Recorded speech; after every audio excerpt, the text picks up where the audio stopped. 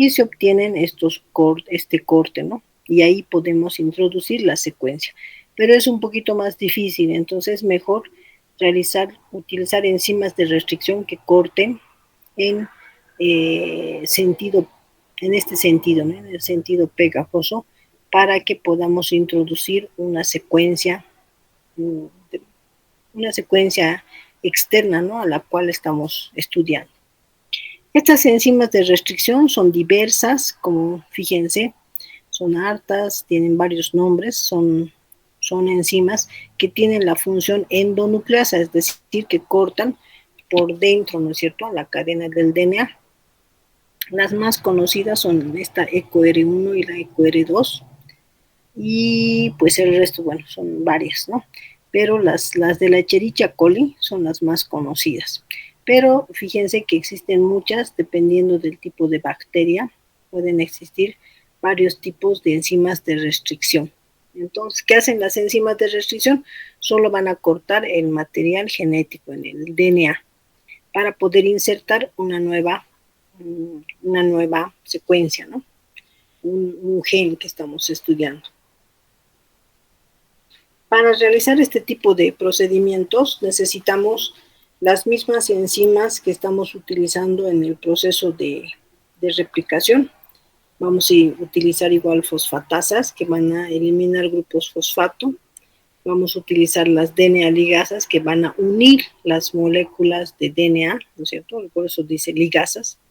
Vamos a utilizar las polimerasas que van a sintetizar el DNA.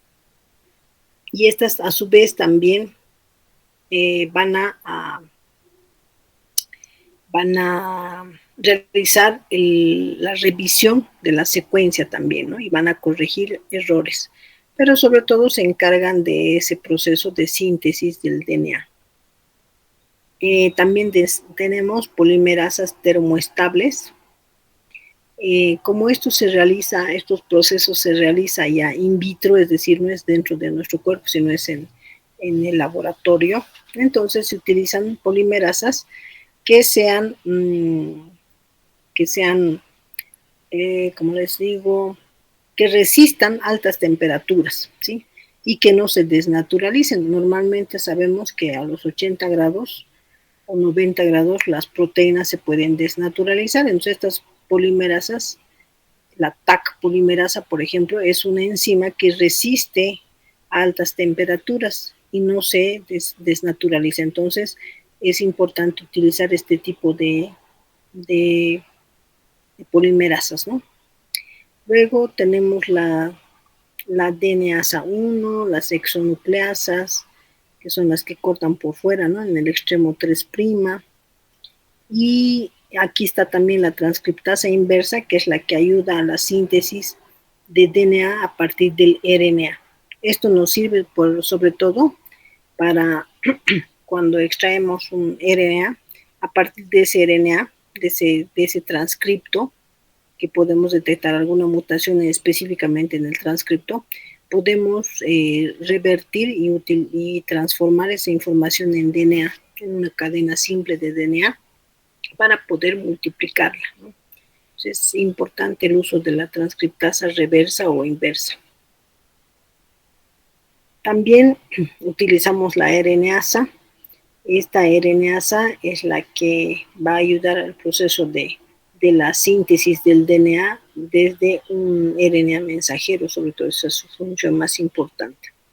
Tenemos las otras nucleasas, las recombinasas y esta última, que es la CRISPR de la caspasa 9, que últimamente está siendo muy estudiada porque ayuda a producir un proceso de regulación de la expresión génica, ¿no? Entonces es muy importante y está actualmente muy estudiada, ¿no? Pero en realidad para todo este proceso necesitamos varias enzimas que intervengan en ese proceso de la tecnología del DNA. Entonces, hablando de la clonación del DNA, el proceso de clonación, entonces tenemos que entenderlo primero que es una clona, ¿no? La clona es una población ya puede ser de moléculas, de bacterias, de células que sean iguales, ¿no es cierto? Y que tengan un ancestro común, esa es la clona, ¿no? La clona, entonces son células parecidas que tienen un mismo ancestro, ¿sí? Un mismo ancestro. En la clonación molecular, entonces, mediante el proceso de clonación podemos multiplicar las moléculas de DNA y para multiplicar estas moléculas vamos a utilizar ciertos vectores de clonación. Por ejemplo, ¿qué vamos a utilizar? Vamos a utilizar el DNA de un plásmido circular. Este DNA lo vamos a cortar con enzimas de restricción como la EcoR1, fíjense. Y en ese proceso vamos a introducir nuestra molécula de DNA. En ese plásmido lo vamos a insertar y con la DNA ligasas se van a unir, se van a formar los enlaces fosfodiéster entre estos extremos que están sueltos con nuestro nuevo DNA. Se van a unir y a partir de esa unión, entonces la molécula, en este caso el plásmido se va a multiplicar, ¿no es cierto? Se va a multiplicar porque lo vamos a introducir a bacterias y esas bacterias al multiplicarse se va a producir el proceso de clonación de nuestro DNA. En estos procesos vamos a necesitar presencia de material genético de distintos organismos. Podemos utilizar los plásmidos que acabamos de ver, que se originan de las bacterias, que básicamente, ¿qué son los plásmidos? Son moléculas de DNA, pero circulares, ¿no es cierto? Y que van a tener más o menos, son pequeñitos, van a tener, fíjense, hasta 10 kilobases, o sea, 10.000 pares de bases, que van a ser pequeñitos, ¿no? En relación a nuestro DNA. También podemos utilizar fagos. ¿Qué son los fagos? Son los virus de las bacterias que también tienen material genético, tienen DNAs lineales que más o menos abarcan entre 10 a 20 kilobases también de largo.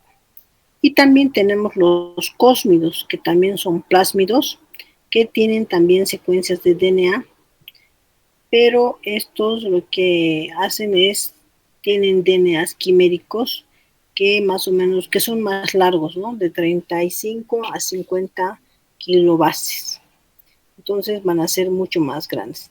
¿Cuál es la diferencia entre los tres? El tamaño, básicamente, ¿no? Los plásmidos son más pequeñitos, los fagos son un poquito más grandes y los cósmidos son mucho más grandes, que nos sirven para trabajar con material genético más grande, ¿no? Entonces esa es la diferencia. Los plasmos, los fagos y los cósmidos. Además vamos a contar también para este tipo de tecnología con una biblioteca, ¿no? ¿Qué es una biblioteca? Es una colección de varias clonas que ya las hemos recombinado y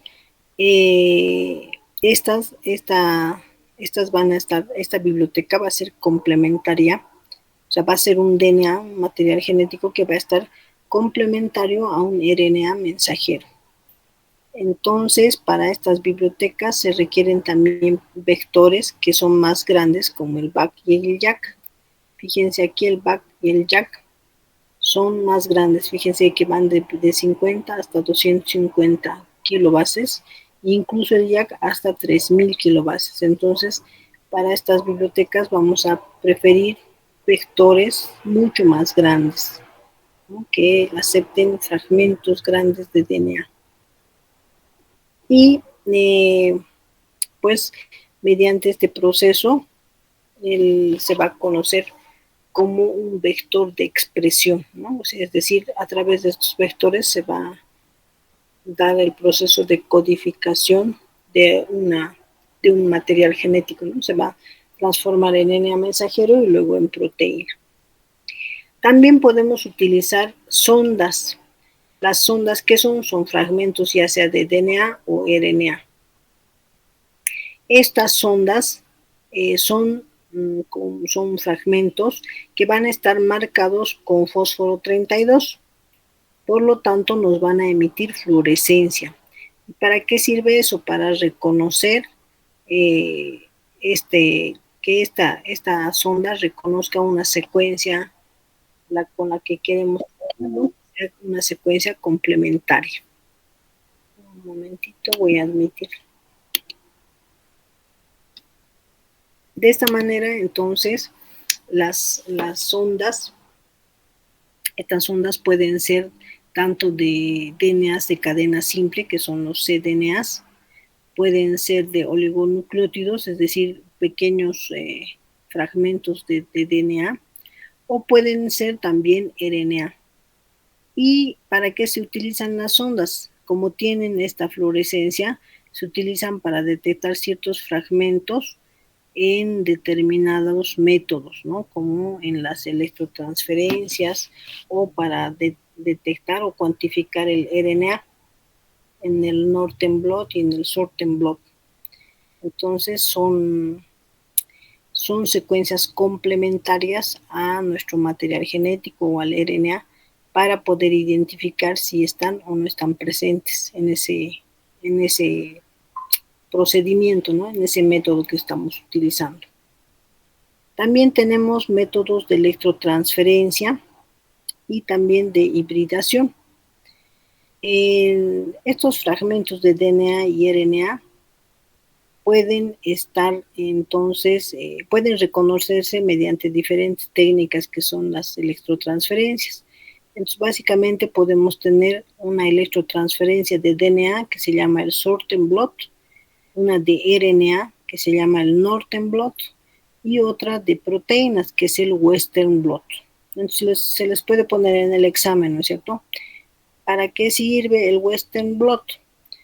Para la electrotransferencia de proteínas, ¿no es cierto? ¿Para qué sirve el Southern Blot? Para la electrotransferencia del DNA. Y el Northern Blot para el RNA. Para eso es. Entonces, mediante estos métodos, vamos a determinar la cantidad de copias de un gen que existe en un determinado tejido o si existe alguna alteración de ese gen, ¿no es cierto? Entonces, podemos utilizar este tipo de técnicas de electrotransferencias.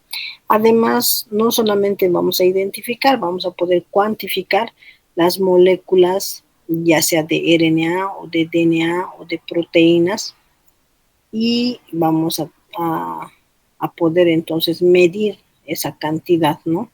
Medir la cantidad de ese DNA o de ese RNA. Para eso sirven las técnicas de electrotransferencia. Fíjense, aquí estamos viendo el Southern Blot, el Northern y el Western Blot. Estos procedimientos se trabajan en un gel, el gel puede ser de agarosa, es un gel como la gelatina, ¿no es cierto?, que tiene ciertos pocillos, ciertas depresiones o huequitos, donde vamos a colocar nuestra muestra que tenemos que estudiar. Una vez que colocamos nuestra muestra, vamos a pasar por un campo eléctrico donde el polo positivo está a un lado y el polo negativo está al otro, ¿no es cierto? Entonces, si estamos trabajando con DNA, por ejemplo,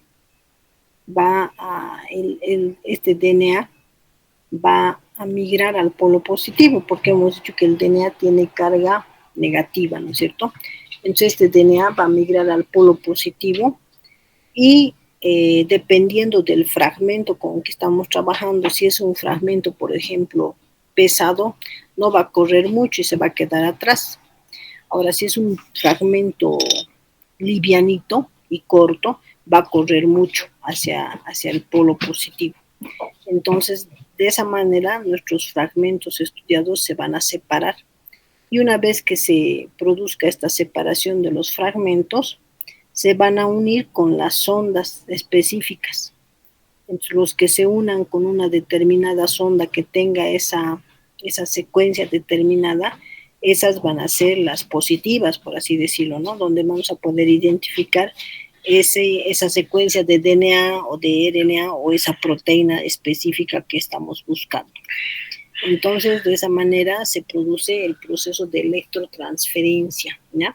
Se utiliza un campo eléctrico y se somete al correr, ¿no? A correr estas muestras en ese campo eléctrico en una solución buffer. Y de esa manera van a correr a un polo o se van a quedar, ¿no? Dependiendo de la carga eléctrica que tengan. Para determinar la secuencia del DNA, lo que se ha utilizado, o sea, antes, ¿no? Métodos pasados eran la utilización del método de Sanger, que no sé si está aquí, no está, ¿no? En el método de Sanger, entonces, lo que se hacía es que se estudiaba el DNA y se identificaban, o sea, se iba cortando cada enlace fosfodiéster y eso se iban poniendo ciertos marcadores o fluoro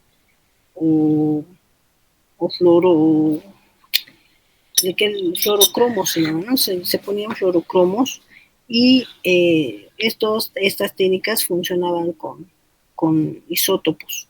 Entonces, de esa manera, a medida que se iba reconociendo cada base nitrogenada, entonces se iba secuenciando el DNA. Este proceso de secuenciación era muy largo y era imposible determinarse porque hay miles o millones o billones de bases nitrogenadas, ¿no? Entonces, por eso actualmente se utilizan secuenciadores que ya son automáticos y que nos secuencian un determinado fragmento. Obviamente que si queremos toda la secuenciación del DNA también lo podemos hacer, se tarda un poquito, pero se realiza. El método más empleado, y este es sobre el que se les va a preguntar, es muy probable que se les pregunte, es el PCR, que es la reacción en cadena de la polimerasa. Esta PCR, este método nos sirve para ¿qué? Para amplificar determinadas secuencias o genes específicos que estamos estudiando, ¿sí? Y en este PCR lo que se hace es que se utilizan dos cebadores, que son dos secuencias que van a reconocer la secuencia donde empieza y donde termina ese fragmento de DNA que queremos escuchar, que queremos sintetizar. Entonces, de esa manera, esos cebadores identifican los dos extremos y una vez que se han identificado, bueno, antes de identificarse, primero lo que se hace es se desnaturaliza el DNA. Con la desnaturalización, ¿qué pasa? Es que se separan las cadenas, ¿no es cierto? Una vez que se separan las dos cadenas, se aplican los cebadores, que son los que se van a unir a esas secuencias, una de comienzo y otra al final de la secuencia, para separar el fragmento determinado. Luego se va a bajar la temperatura y de esa manera entonces ya van a estar unidos los cebadores a los fragmentos del DNA y se va a producir, gracias a la TAC polimerasa, se va a sintetizar entre los cebadores, se va a sintetizar la nueva cadena de DNA. Entonces, una vez que se sintetice, otra vez se pasa el proceso de desnaturalización, otra vez se aplican los cebadores, otra vez se baja la temperatura y otra vez la TAC polimerasa empieza a sintetizar. Entonces, de esta manera se va a amplificar las secuencias de DNA, que pueden ser cortas, de 50 a 100 pares de bases, o pueden llegar hasta 10,000 pares de bases, ¿no? En el PCR. ¿Cuál es la importancia de este PCR, de la reacción en cadena de polimerasa? Es que podemos detectar los fragmentos de secuencias de DNA o de RNA de algunos virus, ¿no es cierto? Entonces, por eso se diagnostica, por ejemplo, los virus por PCR. También podemos hacer diagnósticos, los diagnósticos prenatales, ¿no es cierto? En el diagnóstico prenatal, Ahí hay una palabrita. Pero bueno, cuando uno está embarazada, entonces se hace, se pueden hacer una, un aspirado del líquido amniótico y se puede estudiar las células, ¿no es cierto?, para identificar ciertas alteraciones. Se puede extraer el DNA de esas células y se puede identificar algún tipo de anomalía genética. También es importante el uso del PCR para diagnósticos de enfermedades, ¿no? De enfermedades como que cursan con algún tipo de mutación. Pueden ser, por ejemplo, las leucemias, donde, por ejemplo, en la leucemia mieloide crónica se identifica el proceso de la translocación del gen BCR-ABL, y si presenta ese gen, entonces hay un tratamiento específico para esos pacientes, ¿no? Entonces, eso es lo importante, poder mediante el PCR detectar estos fragmentos o estas alteraciones. También es importante para los trasplantes, ¿no? Ustedes saben que un tejido no es simplemente trasplantarlo de un paciente a otro, tienen que tener la misma genética, ambos tejidos o genética similar, para que el huésped pueda aceptar ese tejido trasplantado y no lo rechace, ¿no? Entonces, para eso se hacen pruebas entre el donador y el receptor, se hacen pruebas de histocompatibilidad, se llama, para ver si son compatibles o no. Si fueran compatibles, entonces se hace el trasplante. Y para detectar esos genes, si son iguales o no, se hace esta técnica del PCR. También se usa el PCR en la parte de arqueología, se usa también el PCR en la parte de biología y básicamente se utiliza para diagnosticar, ¿no? Para diagnosticar, para estudiar tanto el material DNA como el RNA. Incluso se puede hacer estudios específicos de RNA mensajero mediante la RT-PCR, ¿no es cierto? O la retrotranscriptasa del PCR o el PCR cuantitativo, que también se llama. Entonces, esa es la importancia. Entonces, aquí vamos a ver un pequeño video de lo que se hace en el PCR.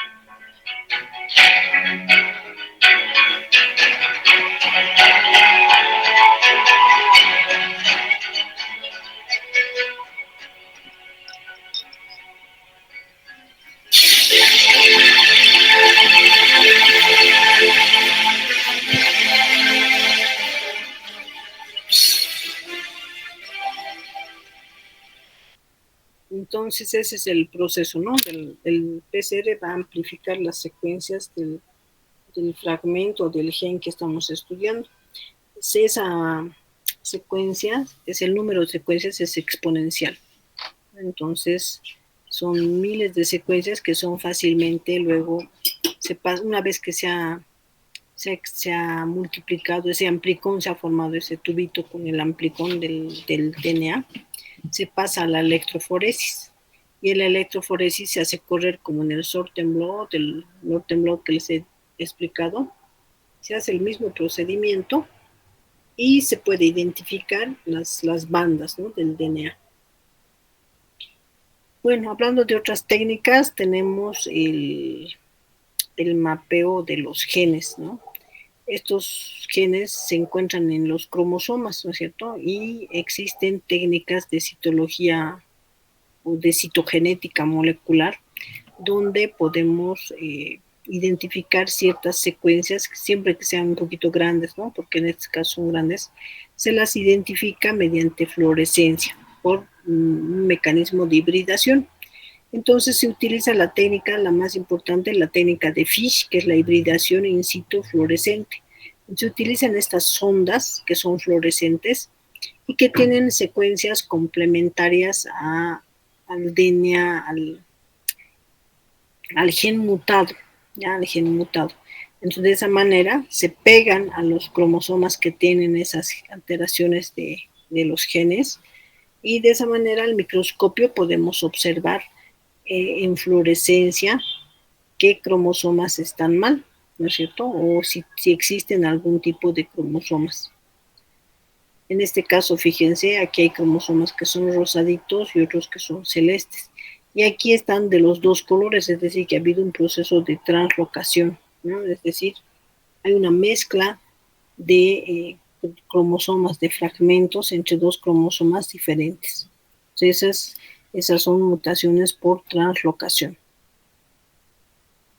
Mediante el FISH podemos detectar varios tipos de enfermedades, podemos detectar la diabetes, por ejemplo, podemos detectar el gen de la insulina, el gen de la prolactina para detectar el síndrome de Sheehan, podemos detectar la hormona de crecimiento, si existe una deficiencia o no, podemos detectar las talasemias mediante la identificación de las globinas alfa o beta que están mutadas, o diferentes enzimas, ¿no?, como la fenilalanina hidroxilasa, que es la que está deficiente o está mutada en la fenilcetonuria. De igual forma, la epoxantina guanina fosforibosiltransferasa, que es la que va a producir la hiperuricemia en el síndrome de Lesch-Nyhan, ¿no es cierto?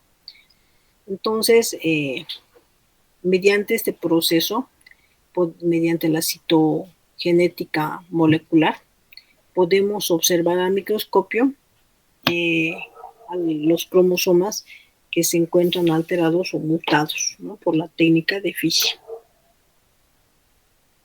Entonces, también podemos producir proteínas para el diagnóstico o incluso para el comercio, ¿no? Actualmente existen grandes empresas que están asesoradas por investigadores, donde van estudiando nuevas mutaciones o nuevas proteínas anómalas para que esas grandes empresas pues hagan los kits de diagnóstico para esas enfermedades. Entonces, además, no solamente el diagnóstico, también hagan el tratamiento, ¿no es cierto? La insulina, inicialmente, el tratamiento de insulina era dado, por ejemplo, con la insulina de los cerdos. Esa insulina se extraía y esa se ponía a los pacientes. Pero actualmente, mediante estas técnicas de biología molecular, se sintetiza insulina y esa insulina sirve de tratamiento para los diabéticos, ¿no es cierto? Entonces, ha progresado mucho la tecnología y pueden diagnosticarse diferentes enfermedades. El síndrome del SIDA también se puede identificar, ¿no es cierto?, mediante estos procesos de ingeniería. Y no solo eso, también mediante esta ingeniería los genes se han utilizado para generar mejores productos de los alimentos, ¿no es cierto? Los, para que el arroz, el trigo, el maíz sean, por ejemplo, alimentos que puedan ser plantados y además puedan ser resistentes al frío, al calor o al calor excesivo, entonces para que puedan mejorar sus, sus, sus frutos, ¿no es cierto? Y se haga una mezcla también entre la parte genética, ¿no? Entonces, la genética y estas tecnologías se utilizan mucho en la agricultura, en la ganadería también, para generar mejores productos para el ser humano. Ahora existen también los polimorfismos, que son, poli significa muchas, ¿no es cierto? Y morfismos, formas. Son variaciones que pueden existir, que pueden ser grandes, de 500 a 1000 nucleótidos, o pueden ser polimorfismos de un solo nucleótido, que son los llamados SNPs. Entonces, estos polimorfismos se estudian en las enfermedades. Por ejemplo, de un determinado gen, pueden haber personas que sean heterocigotas o que sean homocigotas para ese gen.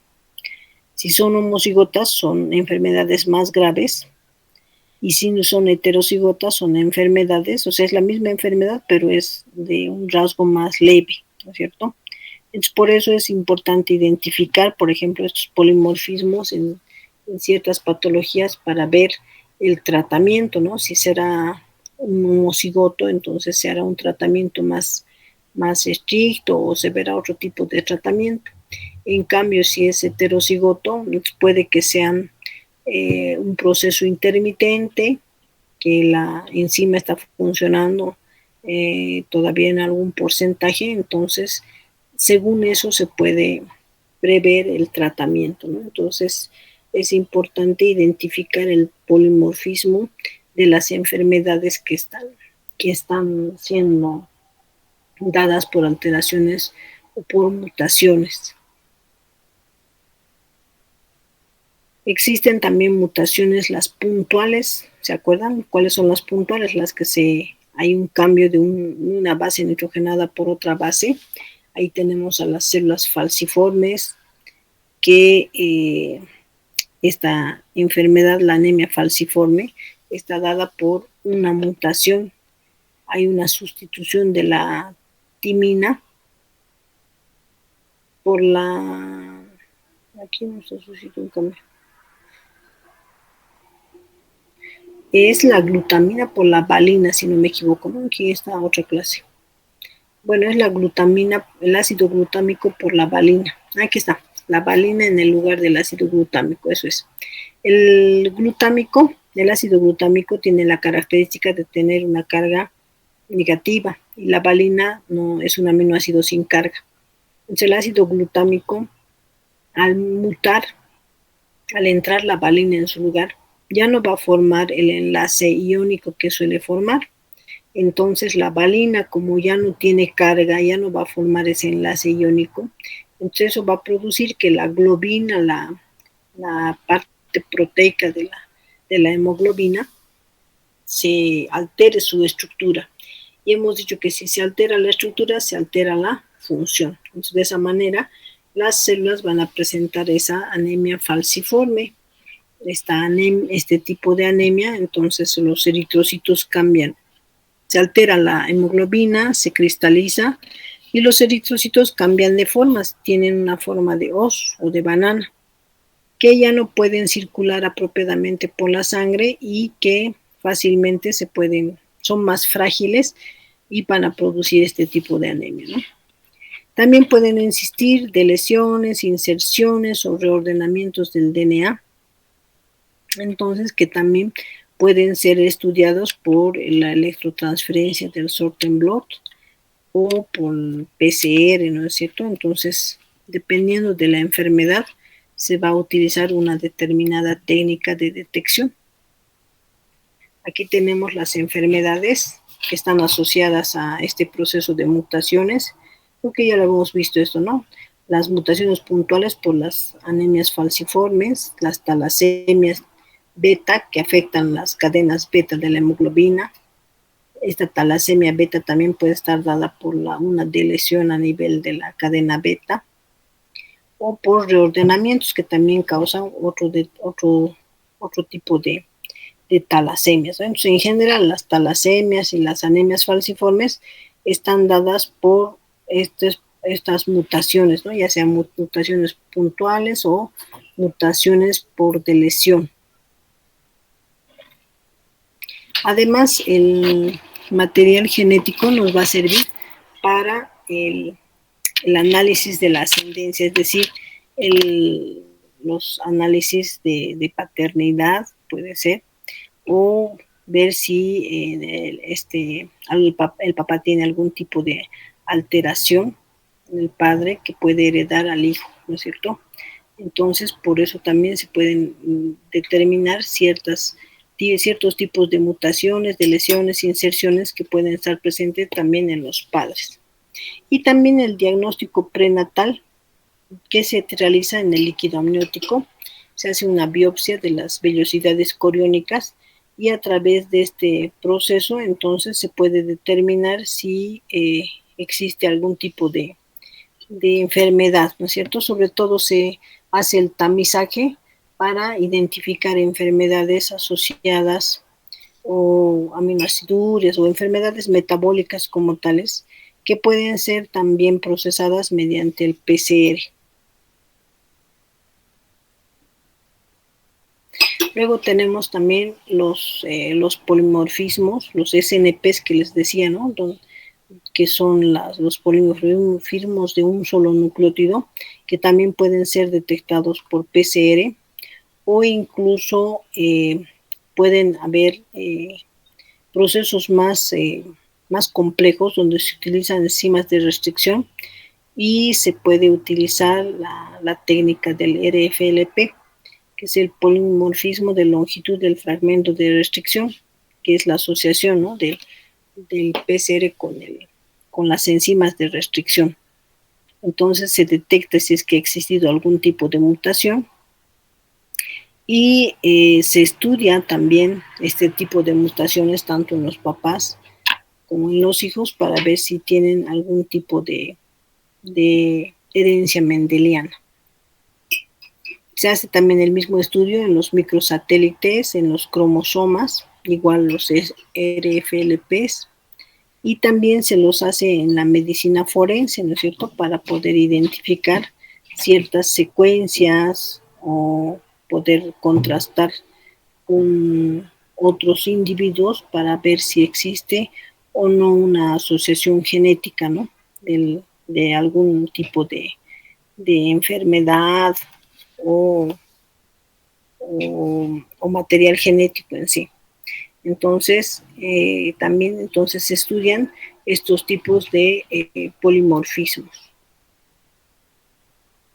Y la secuenciación, que es lo último, ¿no es cierto? Lo último, la secuenciación del DNA, que se hace mediante el NGS, que es la nueva generación en secuenciación, donde se hace una secuenciación completa del DNA y se determina si es que existe algún tipo de mutación. Esta tecnología es muy cara, ¿no? Debe costar unos más o menos unos $5,000 o más por prueba, donde se gastan varios reactivos y se hace, como les digo, ¿no?, la secuenciación de todo el DNA. También se utiliza la terapia génica o la terapia de las células madre, donde las células madre actualmente están muy en boga, ¿no?, este estudio, porque las células madre, como tienen la capacidad de diferenciarse en otro tipo de células, entonces son utilizadas en para diferentes propósitos. En la Facultad de Medicina, en el laboratorio donde yo estoy, se utilizan, por ejemplo, células madre para las quemaduras. Hay niños quemados que tienen gran extensión de quemaduras, entonces a veces el proceso nuevamente de generación de piel es difícil, crece la piel, pero no cubre por completo la herida.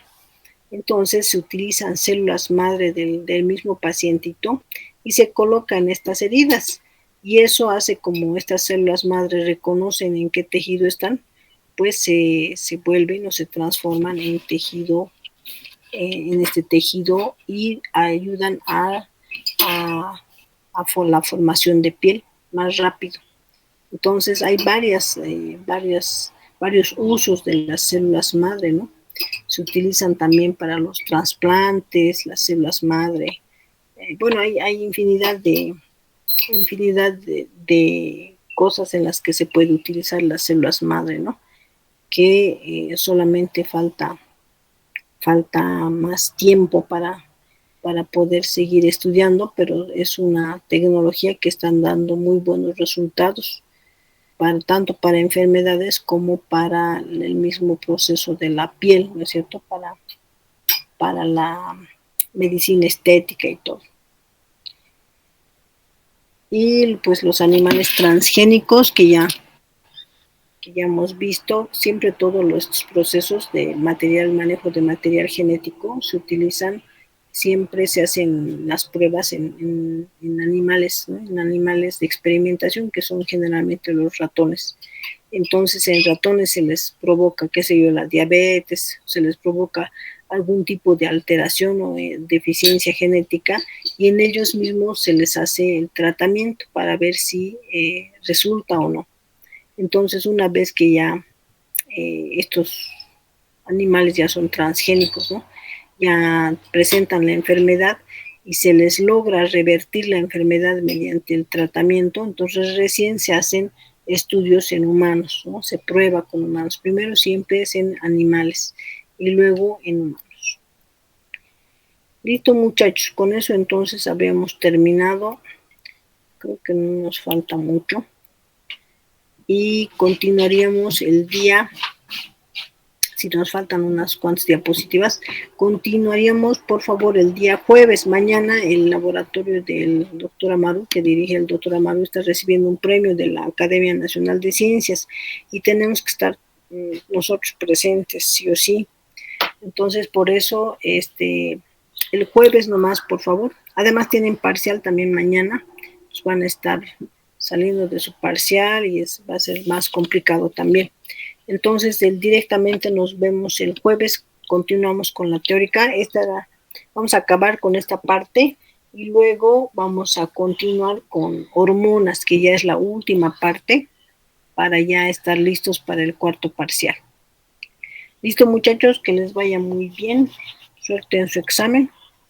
Nos vemos el jueves, por favor. Hasta mañana. O hasta el jueves, hasta el jueves.